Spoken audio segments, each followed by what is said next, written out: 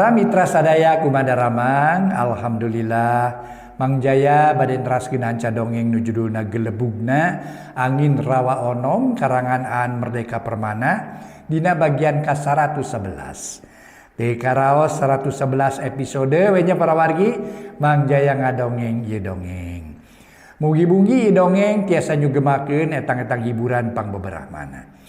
Mang Jaya sapara kanca bade ngaturkeun nuhun kasugri kaum dangu nu parantos ngintun ieu para mitra sadaya naon teh Noel sanes ngintun tos Noel subscribe sareng locengna atur nuhun sakali deui anu teu acan kade ulah lali subscribe sareng locengna di Toel. Oge sering komentar hatur nuhun komentar naon oge katampi hatur nuhun para mitra hatur nuhun seueur komentar rupi-rupi para mitra rupi-rupi hatur nuhun hiji tanda atuh para mitra ngarojong ka Mang Jaya official sangkan Mang Jaya official langkung sae langkung ditampi ku mitra sadaya hatur nuhun mangga nyangakeun Gelebugna Angin Rawa Onom karangan Aan Merdeka Permana dina bagian ka-111 wilujeng ngadangukeun.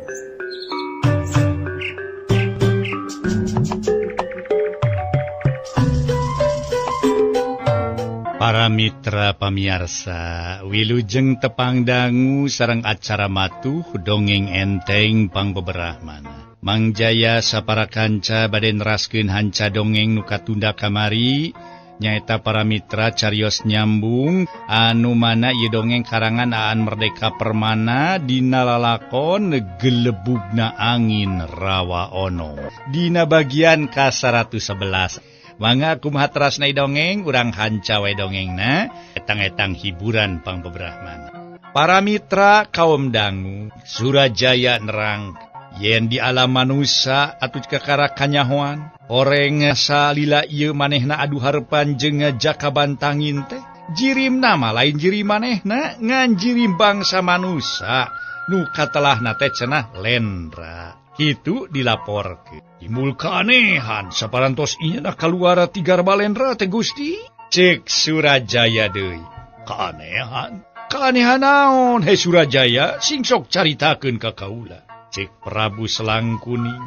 Sumuhun keanehanna teh nyaeta jisim abdi sakedik oge teu tiasa ninggal jirimna jakabantangin.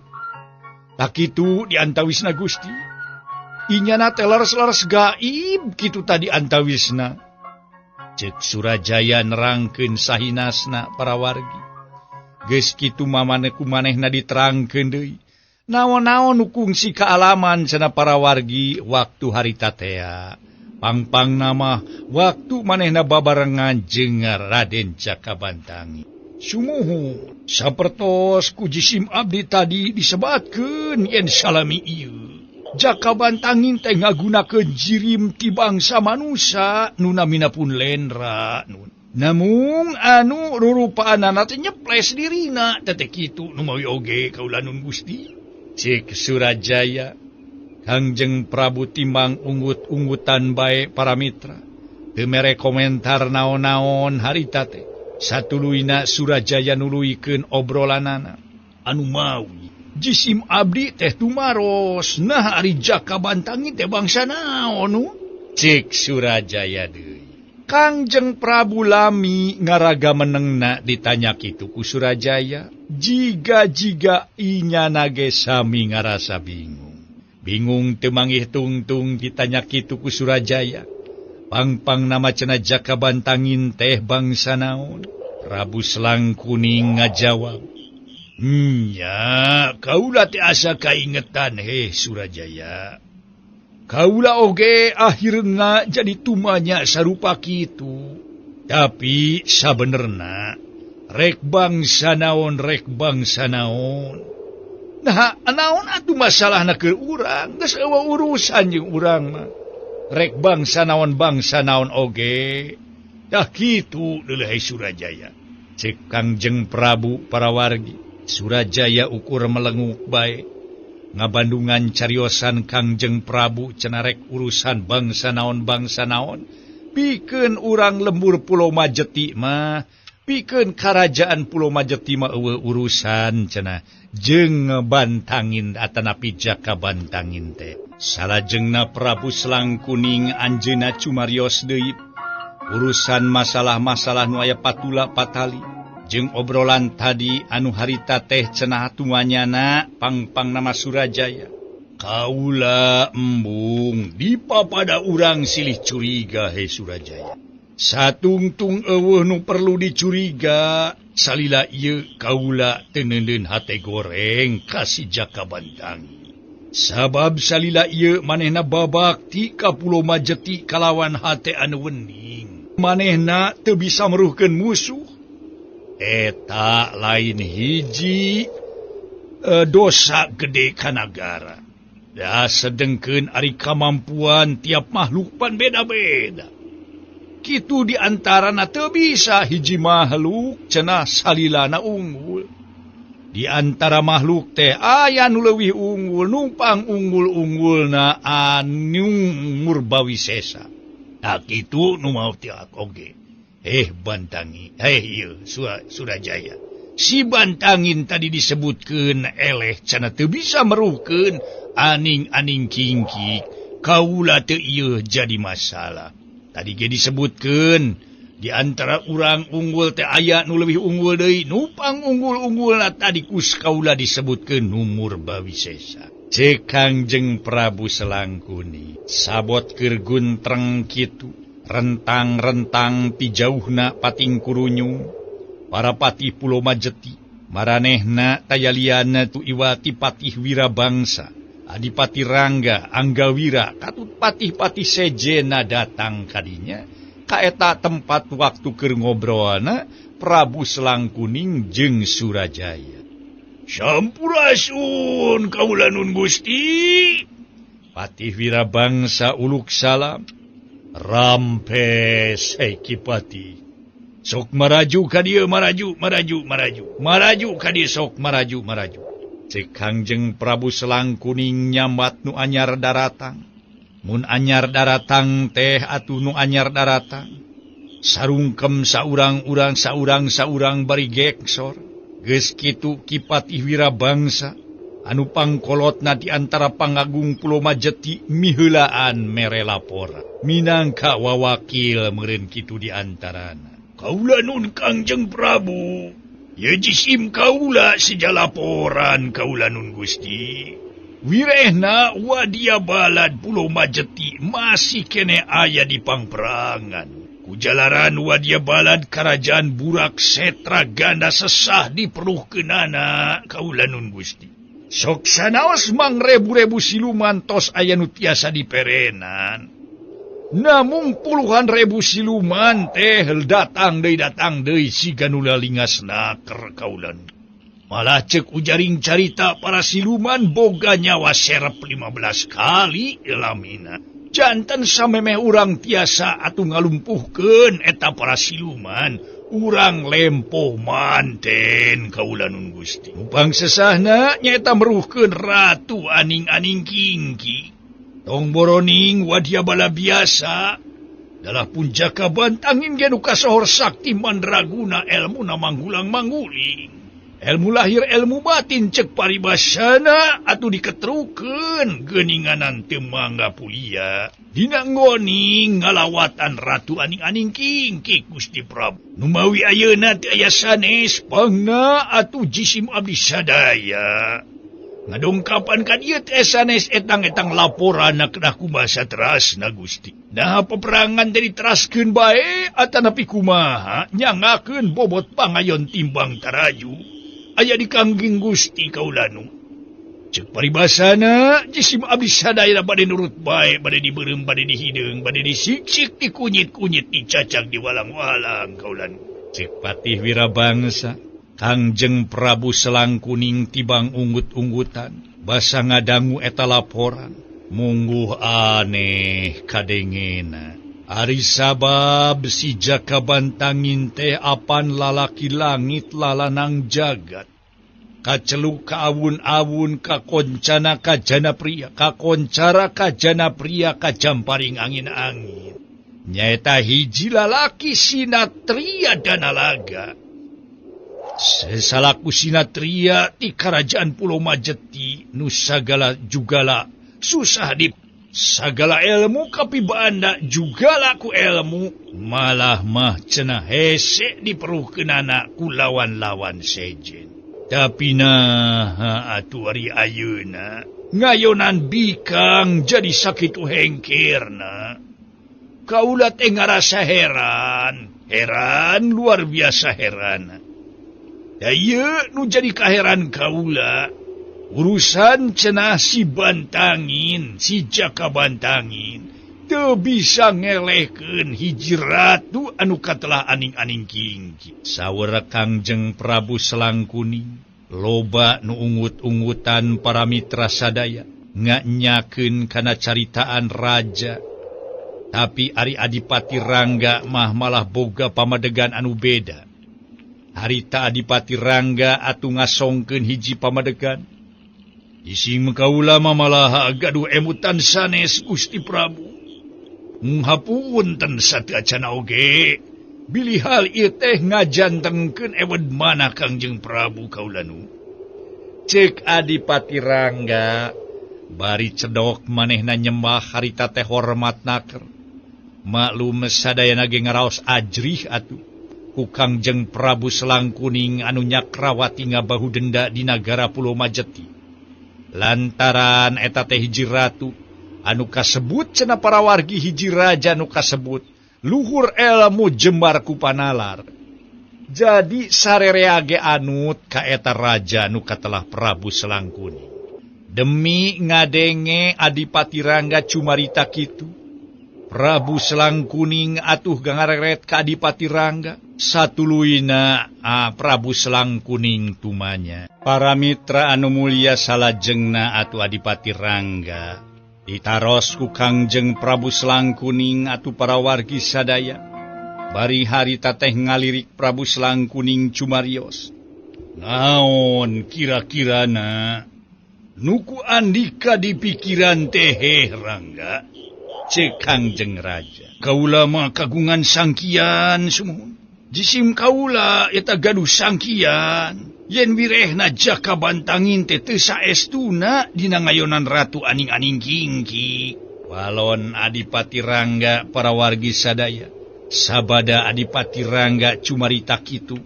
Atuh Kangjeng Prabu Selangkuning leuwih adaria anjeunna teh tumanya. Bari nyarita kieu. Cing terangkeun ka kaula Herangga. Naon pangna andika boga pikiran sarupa kitu? Cek raja panasaran. Atuh geus kitu mah para mitra sadaya berabat we. Adipati Rangga nerangkeun naon-naon nu jadi panyurigan. Yen cenepangna Jaka Bantangin henteu soson merangan musuh teh cenah mah sabab antara Jaka Bantangin rejeng ratu aning-aning kingki aya tatali baraya. Tatali baraya kumaha Herangga? Yaktos Kangjeng Prabu aya tatali baraya sum. Tatali baraya ti meuni teh. Kangjeng Prabu Selangkuning kerum. Atuh berabat wae para mitra Adipati Rangga nerangkeun. Yen saban lalaki sakumaha sakti mandragunana oge moal bisa meruhkeun ratu aning-aning kingki. Sabab eta ratu jin teh, sabab eta ratu siluman teh sanggup meruhkeun cenah atuh hasrat lalaki.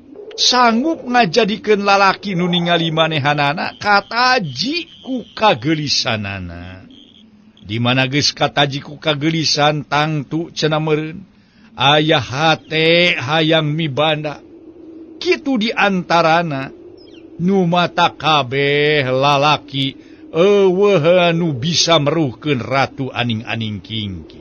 Saha bae anu digoda ku manehna tangtu bakal kapentang asmara. Tur ari geus kitu mah boboleh teu bisa merangan. Da kitu cenah ilmu nu kapibanda ratu aning-aning kingki. Ilmu pelet anu pangluhur-luhurna Ilmu pelet anu hese cenah atuh ditolakna. Dalamun ilmu pelet eta geus dipeletetkeun cenah para wargi sadaya. Wah, unggal lalaki ge pasti kabongroy ku aning kingki. Ditinggalianana Ratu Aning-aning kingki telir ibarat putri kakara turun ti kahyangan. Atuh cenah lamun ditirik ti gigir lengik cenah para mitra ti tukang lenyang komo ti hareup mah. Gelis kawanti-wanti endah kabina-bina cenah para wargi sadaya. Kitu ceuk ujaring carita di mana ilmu pelet-pelet geus dipentang. Harita sabada atuh Adipati Rangga nerangkeun eta hal anu ngarupakeun pamanggihna Adipati Rangga Prabu Selangkuning cumarita deui. Ke. Nah, maksud Andika teh si bantangin ge geus kagoda ku Bikang. Sakanya kaun. Manehna teu babari kitu bae kagoda ku Bikang. Buktina ku kaula diosol-osol sina ngawin nyimas oge kekemug. Ku kaula manehna diolo-olo sangkan ngawis ngawin nyimas Wulansari. Tapi manehna kalah kanolak sapajodog. Moanya ari ku bangsa jin, ku bangsa iprit, ku bangsa ieu bangsa iblis. Bangsa iblis model gitu atau bangsa siluman gitu make jeung bobole. Da ieu nu kaula rada teu ngarti teh. Moanya ku siluman wae bobole. Cek Kangjeng Prabu Selangkuning asa kasigeung mamarasna. Waktu disebutkeun yen cenah bisa jadi jaka bantangin kagoda birahina. Sedengkeun kumanehna diosol-osol sina ngawin anakna Nyimas Wulansari. Kekeh peuteukeuh Raden Jakabantangin teh nolak sapajodogan. Tapi nah, atuh cenah adu hareupan jeung Ratu Aning kingki, make jeung rasa cintana muncul, asmara na ngagolak, ta ieu anu ngajadikeun atuh keheulna Prabu Selangkuning. Dahu asa disapirakeun santeuna bae boga anak teh anu kasebut gelis kawanti-wanti Nyimas Wulansari. Nah, atuh teu kapake ku si Jakabantangin. Ai kari-kari ngahaleupan Ratu Aning-aning kingki. Hiji cenah putri ti nagri siluman make jeung eta asmarana ki Jakabantangin teh ngagudag-gudag. Ieu nu nimulkeun kakeheul teh asa disapira.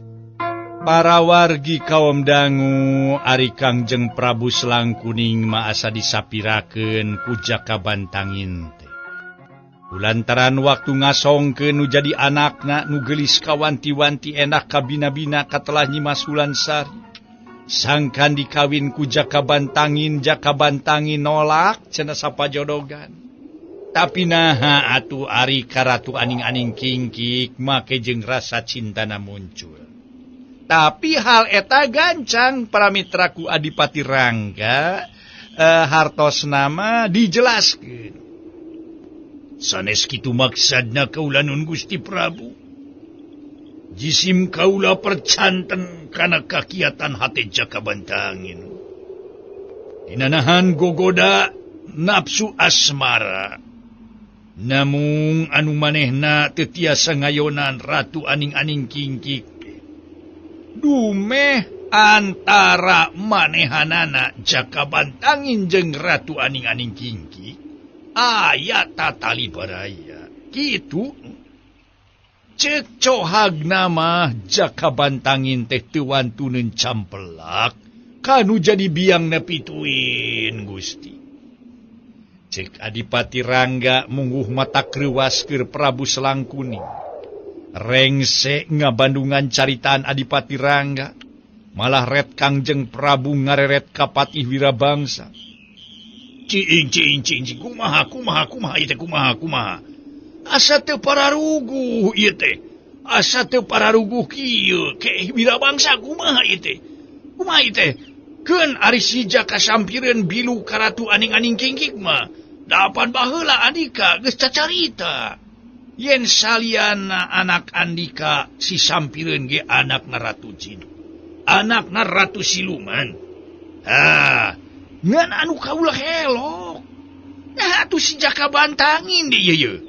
Si Jaka Bantangin ge make ditudingkeun anakna eta Ratu Siluman negeri kerajaan Burak Setragana. Lieur kaulah ngabandungan anak kayak kieu mah ye. Cing kumaha itu kumaha nu sabenerna cing itu kumaha itu. Asa heran kaulah teh ngahareupan soal itu. Heran kaulah teh ngahareupanana. Cek patih atau cek ke Kangjeng Prabu. Di omongan kitu para mitra sadaya Ki Patih Wirabangsa. Mungguh ngahruk tungkul lantaran manehna ge ngarasa era. Manehana teh kungsi boboleh waktu ngahareupan Ratu Aning-aning Kingki para mitra sadaya. Da kitu cenah meureun kagodana hiji cenah Sinatria Danalaga teh geuning ku wanita para wargi. Kagodana Sinatria Danalaga teh nu disebutkeun cenah para mitra Sinatria Danalaga anu kasohor ilmu panemu jampe pamakena tarung di pangperangan tara pernah cenah kasorang tapi naha cenah atuh ai ku wanita model Ratu Aning-aning Kingki nepi ka bisa boboleh model dirina sorangan. Jadi manehna ngarasa jeung rumasa manehna kungsi boboleh ku Ratu Aning-aning Kingki nepikeun ka manehanana ngabogaan anak nu katelah Jaka Sampireun. Di mana ayeuna Jaka Sampireun atuh cenah ini teh ka hiji kerajaan anu katelah Burak Setragana nu dipingpin ku Ratu Aning-aning Kingki. Meureun we manehna datang ka indungna. Jeung ku indungna ge pasti meureun ditang tayungan kitu lumatak oge. Jadi ditanya kitu mah Patih Wirabangsa mungguh teu bisa ngajawab. Adipati Rangga nu ngajawab. Atuh panginten we teu kedah helok Kangjeng Gusti. Saupami ku jisim kaula ge disebutkeun. Wirehna Patih Walang Segege kagungan turunan ti Ratu Aning-aning Kingki Gusti Prabu. Cek Adipati Rangga. Teu kaharti. Teu kaharti kaula mah teu kaharti. Memang kabejakeun yen moal aya lalaki nu bisa nahan godaan asmara na Ratu Aning-aning Kingki. Tapi sarerea harita geus nyebutkeun ukur Patih Walang Sege nu teu kagoda ku asmara na Ratu Walang Kingki, Ratu Aning-aning Kingki. Tah kari-kari ayeuna make aya beja sarupa kitu. Meureun mun kitu carana mah sarua we sakumna lalaki babari kagoda ku bikang. Mun nya kitu teh alamat kerajaan Pulau Majet ditumpur ku sakadar nafsuna atawa asmarana hiji Ratu Jin. Kitu nu matak oge. Saur Kangjeng Prabu Selangkuning rada tugenah mana. Mangga urang teraskeun deui para mitra obrolan antawis Ki Patih Walang Sege sareng Adipati Rangga. Apunten. Katu. Prabu Selangkuning para mitra anu keur ngobrolkeun Ki Patih Walang Sege. Apunten. Mangga urang teraskeun. Harita Adipati Rangga cumarita deui. Pangapunten Gusti. Perkawis Patih Walang Sege nu teu babari kagoda ku nafsu asmara kaum wanita eta leres pisan. Namung bawiraos kitu henteu hartosna Patih Walang Sege teu kersa kagungan istri. Saupami papada ridho teu karana paksaan teu mustahil. Patih Walang Sege ngersakeun kagungan istri Gusti. Kitu diantawisna. Janten hartosna mah lain hartosna Ki Patih Walang Sege. Anu boleh kagoda ku nafsu asmarana istri anu sanes. Namun ku jalaran suka pada suka kitu diantawisna Gusti. Ku jalaran suka pada suka atuh teu aya masalah antara istri sareng pamaget ngagabung ngajadi hiji. Kitu diantarana kaula nu. Teu naon-naon dadatna lalaki boga pamajikan.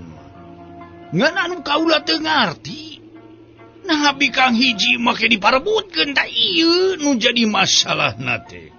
Cek Prabu Selangkuni. Dina lersan eta mah jisim kaula teu paham Gusti. Sumangga we taros ka jinisna. Cek Adipati Rangga. Bari jempon anu nyuka Patih Wirabangsa. Hari nu ditunjuk kalaka beuki ngeluk tungkul lirbulk menang mabu. Manehanana ngerasa era cenah ku Kangjeng Prabu. Homo harita teh kudu ngajawab beureun pertanyaan naon sababna cenah tadi disebutkeun bikang hiji diperabutkeun ku sararea. Eta nu jadi beratna pikeun Ki Patih Wirabangsa. Kaula ge ngarti cing sugan Anika boga jawaban he Wirabangsa.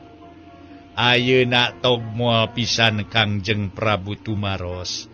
Ka anjeunna atuh para mitra Kangjeng Prabu bari ngareret ka Patih Wirabangsa. Kumaha atuh jawaban Ki Patih Wirabangsa harita? Ampun paralun. Di dieu mah teu aya rebutan Gusti Prabu. Eta mah panghintan giliran we. Pun walang seugeuk mayunan jisim kaula ka paneurian Temala Patih Wirabangsa bari ngabelehem. Jiga doma eleh para wargi. Waktosna see para wargi sadaya.